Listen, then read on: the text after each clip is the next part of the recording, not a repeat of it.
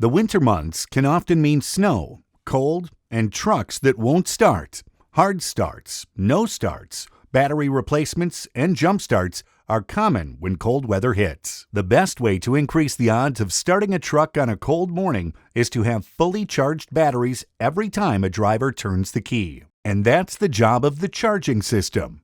Trucks rely on the charging system to ensure batteries are completely charged every time the vehicle is turned off, particularly at the end of the day. We recommend performing the following maintenance check on the trucks in your fleet to ensure the charging system is ready to perform its job. First, check the belts, pulleys, and drive system. Inspect the belts for cracks or unusual wear. Check belt tensions to verify tensioner is functioning correctly. Finally, check the pulleys for slippage or any unusual wear pattern. Next, check the tightness of the mounting bolts and retorque to manufacturer's specifications.